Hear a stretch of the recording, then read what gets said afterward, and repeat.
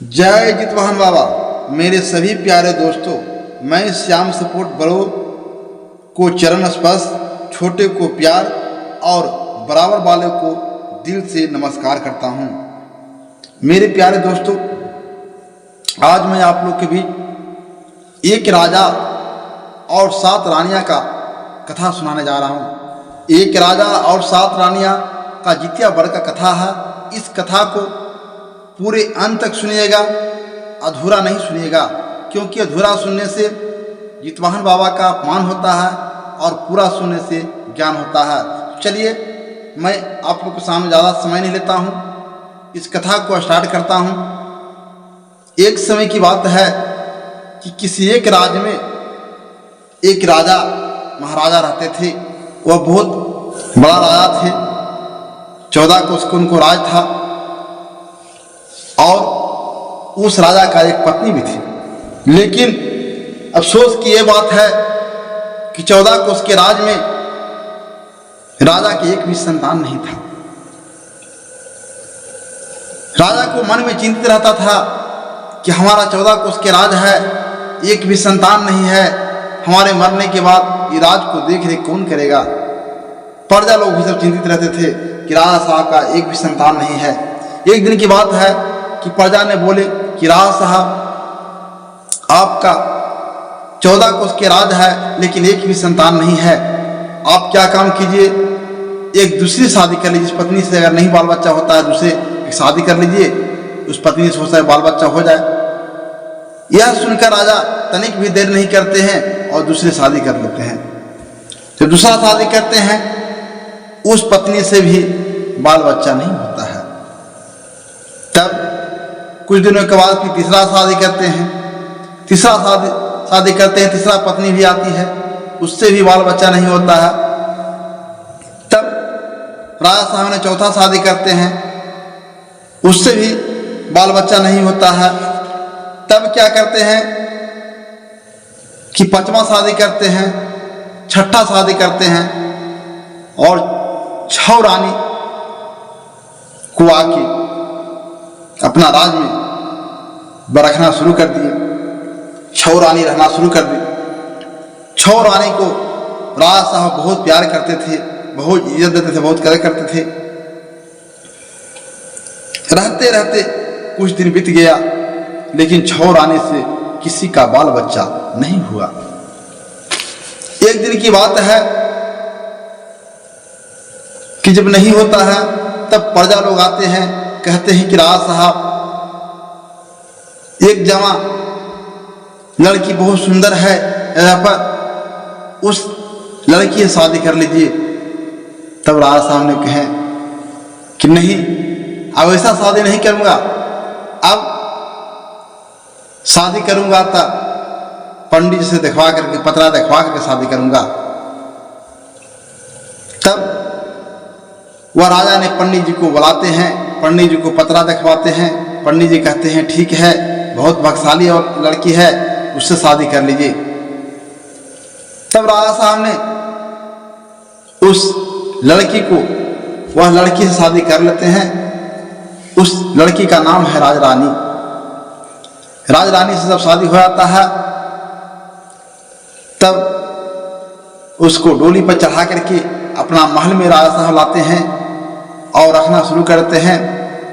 राजरानी को इतना प्यार देने लगे कि जब से वह राजरानी आई, तब से वह 6 रानी का इज्जत प्यार खत्म हो गया। कोई प्यार राजा साहब नहीं करते थे, कोई प्यार नहीं देते थे। तब 6 रानी ने सोचना शुरू कर दिया कि जब से राजरानी आई है, छोटी रानी आई है, छोटी गोतनी आई है, तब से हमने 6 गोतनी का कोई कदर नहीं होता, कोई मान आदर नहीं होता है। हम लोग को लौनी के समान मानते हैं राजा साहब। यही सब 6 मान करने में लग गया। और उस राज में एक नौकरानी भी रहती थी। नौकरानी काम करती थी। करते करते जब साल भर बीतता है, तब जितिया पर्व का दिन आता है, जितिया व्रत का दिन आता है। तब वह नौकरानी ने क्या किया 7वीं का दिन था। वह नहाने धोहाने में थोड़ा लेट हो गया, खाना वाना बनाने में और लेट हो गया, लेट से आया। तब छोट बहू रानी ने कुछ कहती है, राजरानी ने कहती है नौकरानी से कि नौकरानी आज तू बहुत लेट से आया है, क्या बात था। तब वह नौकरानी कहती है कि राजरानी आप क्या जानिएगा, आपका राजा 7 शादी किए हैं, 7 संतान नहीं हुआ है, इस समय का हाल आप क्या जानिएगा। जिसका बेटा होता है, बाल बच्चा होता है, बेटा होता है, बेटी होता है, इस वो जानते ही पर्व का हाल। ये कौन सा पर्व है, हमें तो बताओ। तो कि रानी यह पर्व है, जितिया का पर्व है। यह पर्व करने से जिसका बाल बच्चा है, बेटा है, बेटी है, उसकी लंबी उम्र होता है। और जिनको संतान न भी है, जितवाहन बाबा ने उनको संतान भी दे देते हैं। तो क्या ऐसी बात है? तो कि हाँ महारानी ऐसी बात है। तो कि ठीक है। वह क्या काम किया कि अपने कुछ नौकरानियों को लेकर के और चले गई गंगा स्नान। गंगा स्नान कर करके वह भी नहा धो करके बढ़िया से खाना बनवा करके, पकवान बना करके और मड़वा के रोटी बनवा करके वह रानी खा लेती है उस दिन।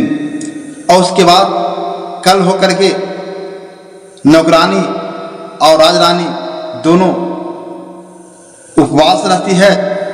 जब फिर सुबह होता है तब रानी और नौकरानी ने जाते हैं स्नान ध्यान करके, पूजा पाठ कर करके और जितवाहन बाबा पर चढ़ा करके और जितवाहन बाबा से प्रार्थना करता है, गुहार करता है, हे जितवाहन बाबा हमें 14 कोस के राज है, हमको 14 कोस के राज है, लेकिन एक भी संतान नहीं है। मुझे आपसे हाथ जोड़ता हूँ जितवाहन बाबा, हमें एक बालक दे दीजिए, हमें गोद में एक बालक भर दीजिए जितवाहन बाबा। इतना बात जब जितवाहन बाबा ने सुनते हैं तब जितवाहन बाबा ने खुश होकर वह राजरानी को आशीर्वाद देते हैं और राजरानी गर्भवती रह जाती है। उसके बाद वह रानी घर पर आती है। कुछ दिनों के बाद रहते सहते जब 2-3 महीना होता है तो अपना पति से कहता है, हे स्वामीनाथ, लगता है कि हमको पेट में कुछ बोलता है, जिस तरह से लग रहा है। तो वह राजा ने तुरंत डॉक्टर के यहाँ लगे, डॉक्टर से जांच करवाते हैं। डॉक्टर बोलते हैं कि राजा साहब आपका कुछ घबराने का बात नहीं है, आपका बहुत खुशी की बात है कि आपका पत्नी जो राजरानी है, जो माँ बनने वाली है। यह सुनकर राजा साहब बहुत खुश होते हैं, बहुत खुश होते हैं, रानी भी बहुत खुश होती है और डॉक्टर साहब को खुश में बहुत सा इनाम भी देते हैं और वह चले आते हैं अपना घर पर। राजा साहब और राजा साहब आने के बाद उसके बाद देख रेख के लिए मंत्री कहते हैं कि किसी प्रकार का रानी का दिक्कत नहीं होना चाहिए। रानी अगर जो चीज मांगती है, जो चीज कहती है, आप ला के दे दीजिएगा। उसके बाद राजा सोचते हैं कि राजरानी को देखभाल करने के लिए घर में महल में कौन रहेगी। तो बड़ जिसका पत्नी थी राजा का, उस पर कुछ विश्वास रखता था। सोचा कि हम बड़ रानी को ही देख रेख करने के लिए दे देते हैं। तब राजा साहब अपना बड़ पत्नी को बुलाते हैं, कहते हैं कि रानी तुम्हारा छोट सौतीन है, छोट सौतीन को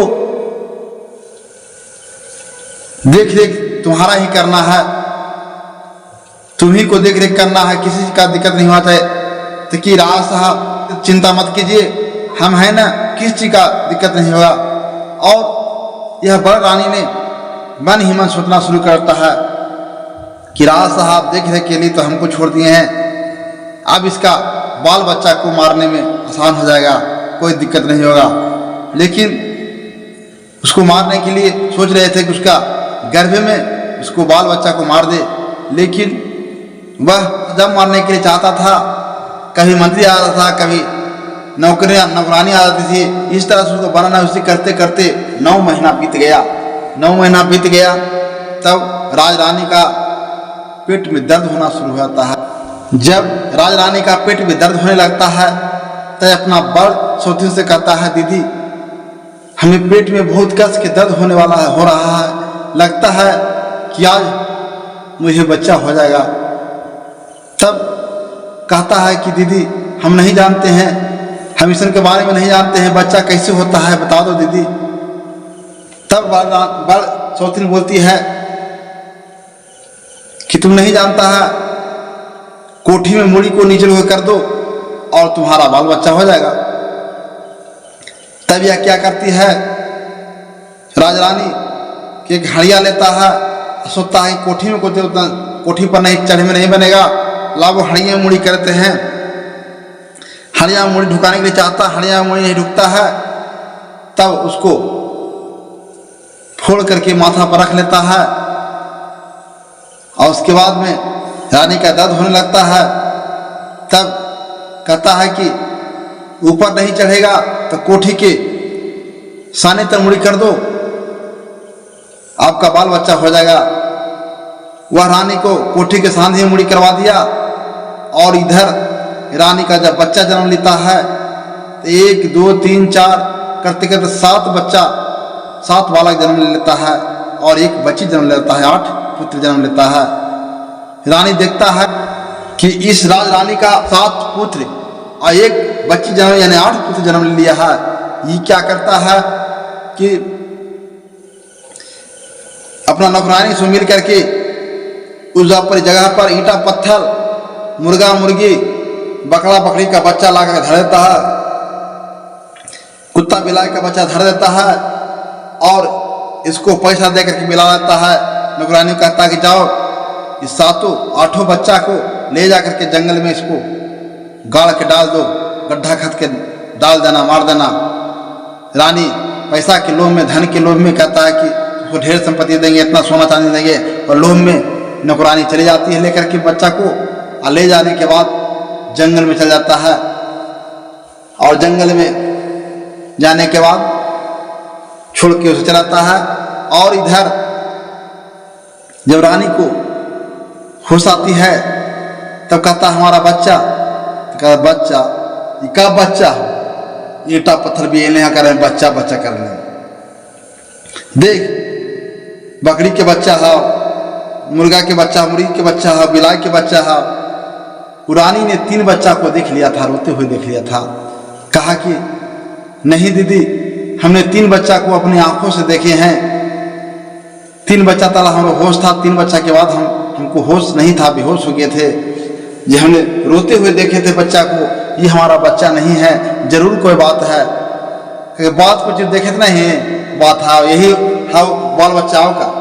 इतने देरी में राज साहब वहाँ बुलवाया जाता है। राज साहब आते हैं, आए छोटे रानी से पूछते हैं राज साहब कि बच्चा कहाँ गया।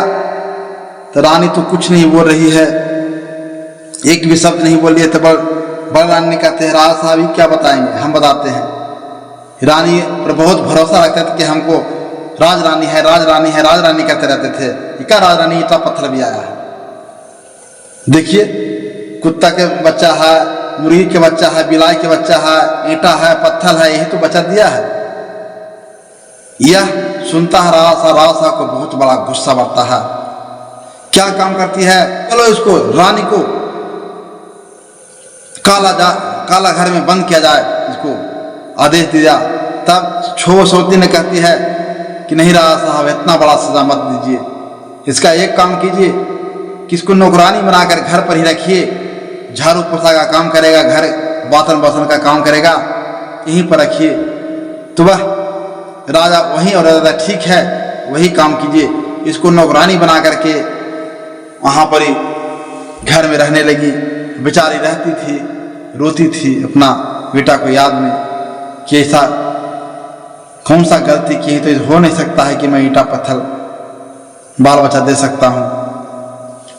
जितवाहन बाबा से गुहारान करना शुरू किया, हे जितवाहन बाबा ये कैसे हुआ, हमारा बालक कहाँ गया। इसी तरह कहते कहते उस औरत को साल भर बीत जाता है। साल भर जब बीतता है फिर जितिया व्रत का समय आता है। फिर वह नौकरानी ने कहती है राजरानी से कि राजरानी, तबर आपने जितिया व्रत किए थे तो आपको जितवाहन बाबा ने आपको बच्चा दिए थे होने के लिए, बच्चा रह गया, गर्भवती रह गया था। फिर से दोबारा कीजिए, भगवान को पूजा कीजिए, हो सकता है आपका बच्चा आपका बालक को लौटा दे। यह जब सुनती है राजरानी ने कहती ठीक है बहन, ठीक है नौकरानी, मैं जितिया बाबा का पूजा फिर से करूँगा।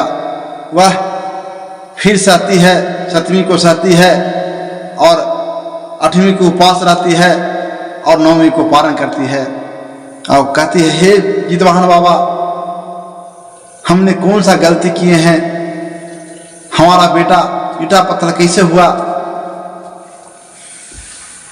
इसी तरह से करते करते 12 साल यह व्रत करते रहा।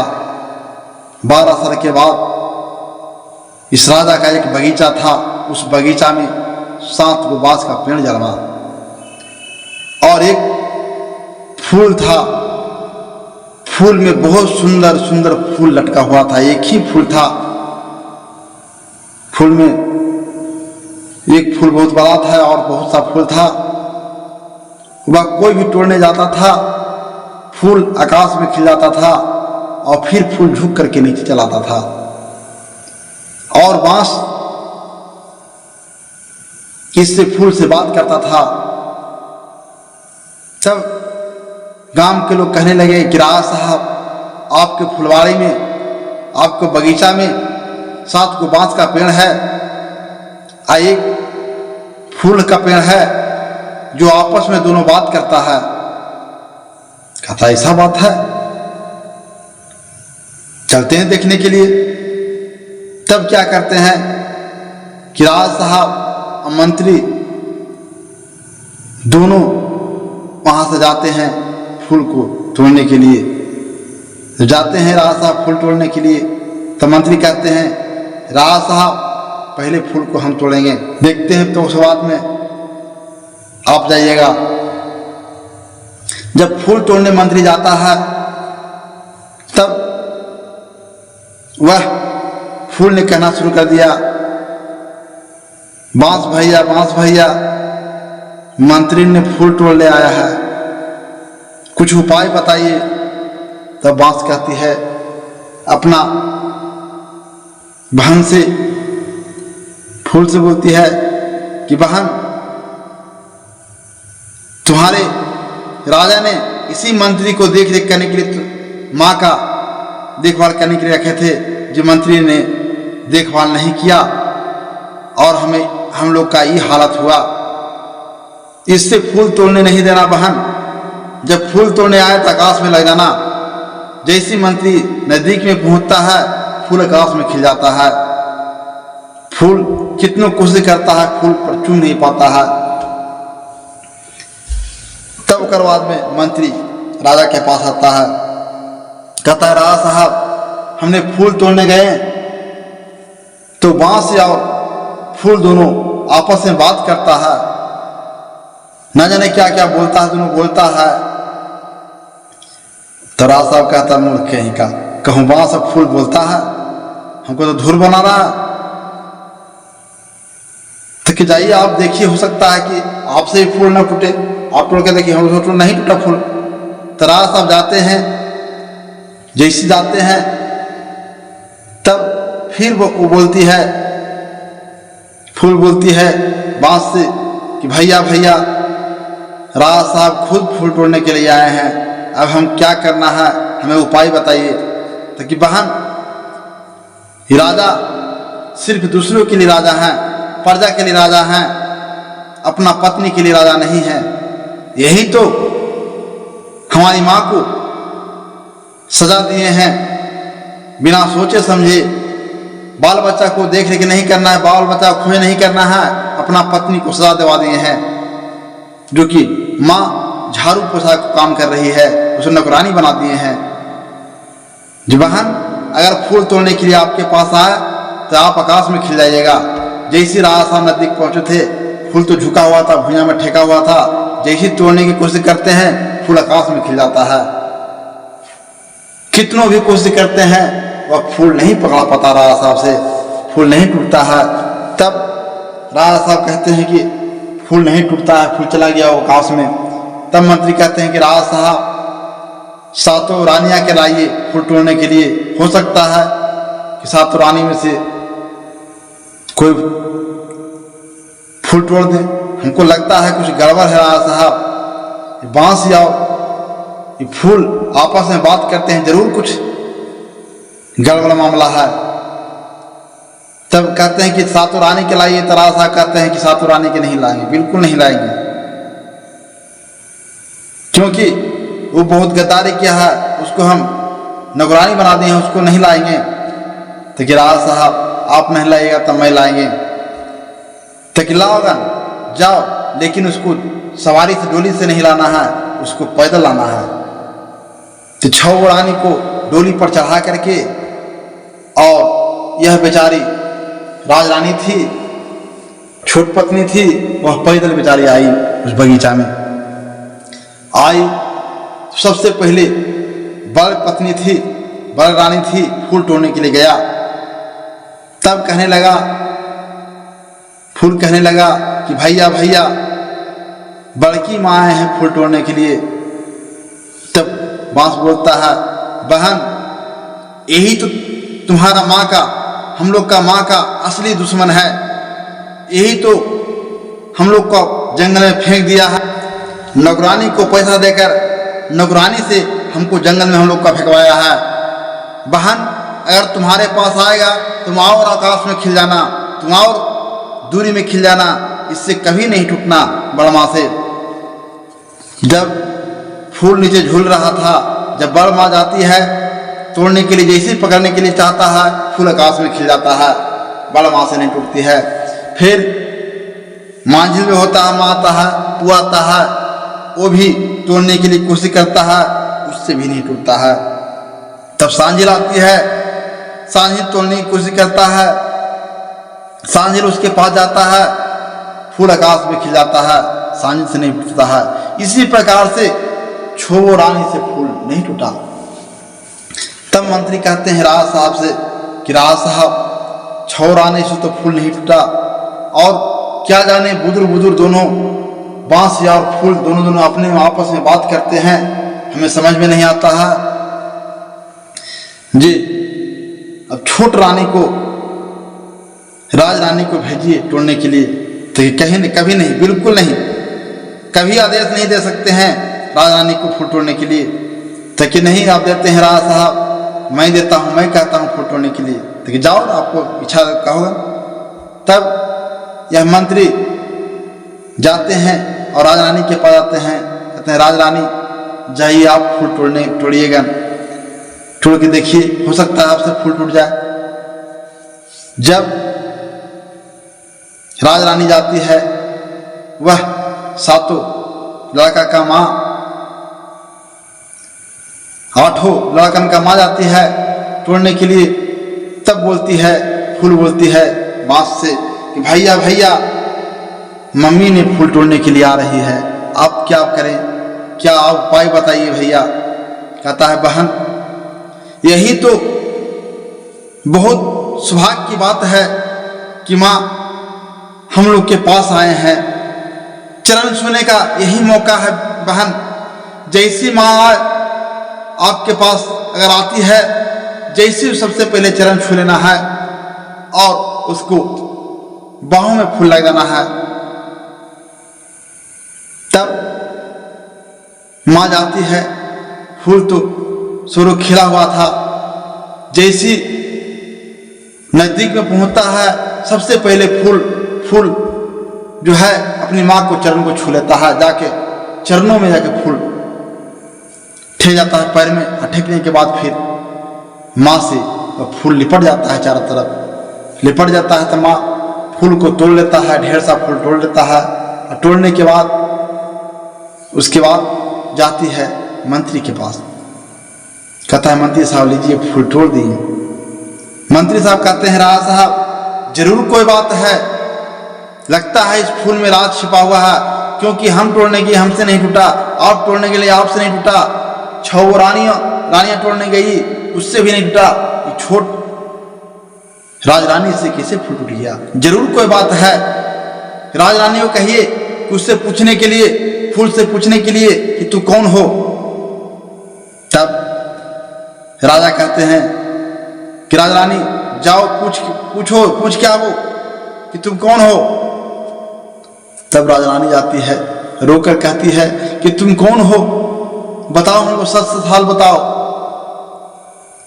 छो रानी से फूल नहीं टूटा, राजा से फूल नहीं टूटा, हमसे फूल टूट गया, आप तो कौन है? तब वह बांस बोलना शुरू करता है, कहता है कि माँ मैं हूं तुम्हारा बेटा हूं, छो बेटा हूं, और फूल है तुम्हारा, बेटी है, बच्ची है, हम लोग सातों हैं, बेटा है, फूल है, ये तुम्हारी बेटी है, ये तुम्हारी बड़ सौतीन हुई, हमारी बड़ी माँ हुई। जब तुम हम लोग का जन्म दिए, मूड़ी अंदर करके जन्म दिए, उसी समय बड़की माँ ने क्या काम किए कि नौकरानी से मिल करके, नौकरानी को पैसा दे करके, लोभ दे करके, सोना चांदी दे करके क्या काम किए कि हमको टोकरी में ले करके आठों के जंगल में फेंकने के लिए नौकरानी आती है। तब बंसती माता ने बहुत कस के, बहुत जोरों से हवा चलवाते हैं, और जितवाहन बाबा ने बंसती माता के गोद में हमें सौंप देते हैं। वो कहते हैं बंसती माता से कि हे बंसती माता, यह आठों पुत्र को आप अपना गोद में रख लो, जिस समय हम आपसे मांगेंगे उस समय हमारा आठों पुत्र को दे देना। मैं तुम्हारा बेटा हूं मां, मैं सातों तुम्हारा बेटा हूं, वो तुम्हारा जो फूल है, तुम्हारा बच्ची बेटी है, हमारा बहन है मां। मां तुम हमको साथ नहीं ले चलोगी मां? यह कहने लगा। तब कहता है बेटा कौन उपाय है, क्या हम करें बेटा कि तू हमको पास आ सकता है, कोई उपाय है तो बताओ। तब बेटा बोलता है कि मां फिर से तुम जितवाहन बाबा का पूजा करो, और जितवाहन बाबा का भोग लगाकर जितवाहन बाबा से प्रार्थना करो कि हे जितवाहन बाबा, हमको बेटा को लौटा दो, हमको बेटी को लौटा दो, तुम्हारा बात को सुन जाएंगे मां, क्योंकि तूने 12 बरस बिना बेटा का तूने जितिया व्रत किए हैं, इसलिए तुम्हारा बात को कभी नहीं टालेंगे मां। जाओ, और आज जितिया व्रत का समय है, आज नहाय खाने का दिन है, सप्तमी है, जाओ स्नान ध्यान करो, और कल उपवास रहकर परसों पालन करो मां, और जितवाहन बाबा से प्रार्थना करो कि हमको बेटा को लौटा दो। जब इतना बात सुनती है मां, वहां से चले आती है अपना घर पर। घर पर आने के बाद जाकर गंगा स्नान करती है। गंगा स्नान करने के बाद मड़वा का रोटी खाता है, और कल होके उपवास रहती है। फिर जब परसों होता है, नवमी होता है, तो नवमी का दिन पालन करता है। पालन करने के बाद जितवाहन बाबा पर चढ़ा करके अपना भोग लगाता है, और कहता है हे जितवाहन बाबा, हमें जो भी गलती है माफ कर दीजिए जितवाहन बाबा, हमें बेटा को लौटा दीजिए। वह जितवाहन बाबा ने फिर क्या करते हैं, वह सातों जो बांस था, बंस सती माता के पास दिए हुए थे, जितवाहन बाबा आते हैं, बंसती माता से कहते हैं हे बंसती माता, आपको जो सौंपे थे आठों बालक को, हमको बालक को लौटा दीजिए, अब आपको समय देने का आ गया है। तब वही बंसती माता ने उस आठों बालक को लौटा देते हैं। फिर असली रूप आठों होते हैं। उसके बाद माँ को गले से लपट जाता है, माँ भी आठों पुत्र से लपट जाता है। उसके बाद में जब इतना सुनता है, तब राजा भी कहते हैं कि जितवाहन बाबा की कृपा से जितवाहन बाबा को अपने व्रत किया, आपको हमको बेटा को लौटा दें जितवाहन बाबा। इसलिए जितवाहन बाबा से प्रार्थना करते हैं, वो भी प्रार्थना करते हैं कि हे जितवाहन बाबा, तूने हमको आँख को खोल दिए हैं, हमने कितना बड़ा गलती की है, जो अपना पत्नी को नौकर बना के रखे हुए थे, जो गलत आदमी था उसको हम राजरानी बना के रखे हैं और राजरानी को हमने नौकरानी बना के रखे हैं, हमें माफ कर दीजिए जितवाहन बाबा। आज के बाद हमारा पत्नी हर साल तुमको व्रत करेगा, पूजा करेगा, यही हमसे प्रार्थना है। इतना कहकर वह राजा ने तुरंत ऑर्डर देता है कि जाओ 6 रानी के लेकर आओ और तरहरा खतवा कर इस गड्ढे में डलवा दो।